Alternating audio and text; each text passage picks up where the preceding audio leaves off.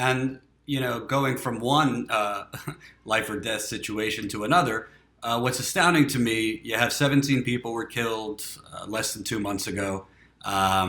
There's already been one school shooting since then that I know of.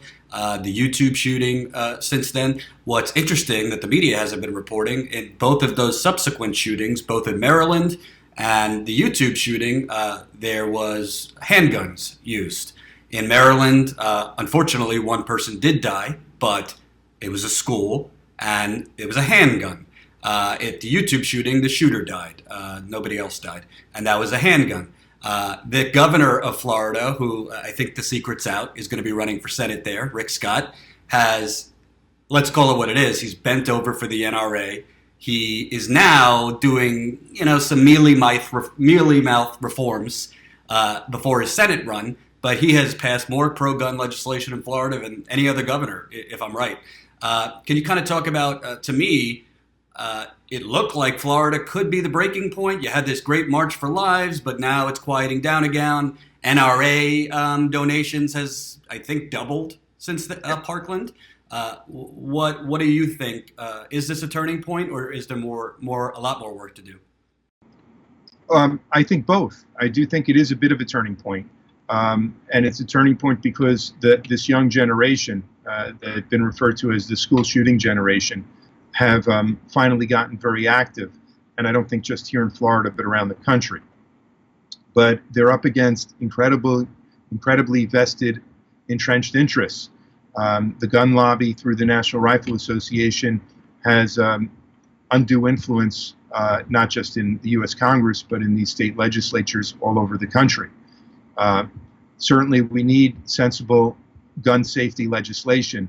And maybe we'll start getting a little bit of it. You're right, there's been some reform, but it's been very minor so far in Tallahassee since the shooting. But I think you could expect a number of things to occur. There will be more shootings. And as there are more shootings, there will be more activism by this younger generation. I've been very clear. It's on our website at timcanova.com at the issues page, where I stand on these gun safety issues. And there's not a lot of difference between Wasserman and Schultz on gun safety legislation. I think the problem goes beyond gun safety.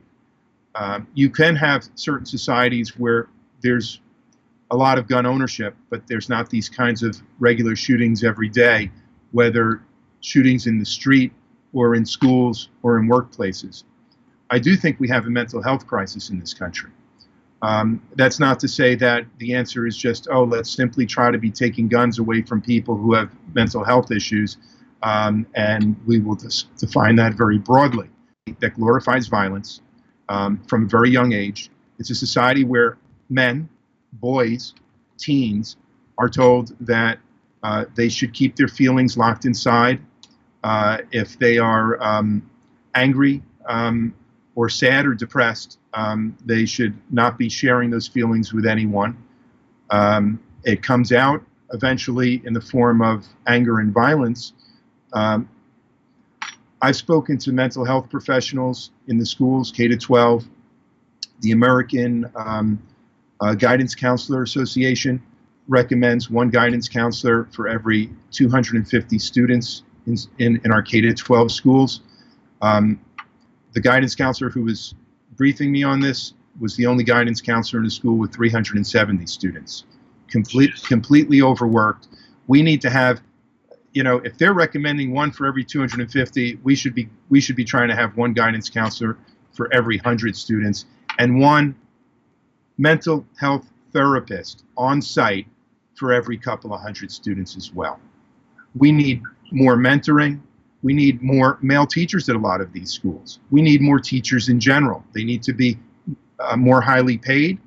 It has to be a profession that people can afford to stay in. And we need much smaller class sizes. Schools have become, in many ways, like prisons for these students. When I went to K-12 public schools as a child, we had art, we had music. School was a fun place to go to. The way we're looking now, those kinds of programs have been cut out of a lot of the schools. They don't allow students to naturally develop their creativity. Instead, they are taught to memorize facts that are going to be on a test. We are really creating a system that looks much more like incarceration and telling these students that they should not be thinking, they should just be following orders. And then to make matters worse, we now have a situation where their confinement during the day at these schools can be interrupted at any time with potentially a death sentence, a school shooting. And I know it might sound overblown to talk like that, but I don't think it is anymore. Since the Parkland shooting, I've been receiving dozens of emails every week from teachers, from parents, and from students themselves telling me how petrified they are to go to school each day. That when an alarm bell rings, everybody wonders if, it's going to be their turn to have a school shooting. I spoke to one teacher who said that there was a lockdown at her school because there had been a shooting at a nearby school. And for something like 4 hours, she was huddled in a classroom hugging young children who were crying, who needed to go to the bathroom, all wondering what was going to happen if there was a shooting occurring at their school. And this woman, who's not paid a lot of money, overworked, stressed out, reached the realization that she was going to have to put her life on the line if somebody was coming through that door. This is intolerable. This should not be the case in this country. Yes, guns are a huge part of the problem. I don't disagree. But it's the culture that glorifies and finds it acceptable to use guns to settle conflicts. That must change in this country. Yeah, I agree. Should also add that a lot of mental health issues come from economic insecurity and hopelessness as well. So I'm glad you mentioned that. The statistics for years have shown that for every increase of 1% in unemployment, there's a huge increase in suicides, homicides, domestic abuse, all kinds of social pathologies.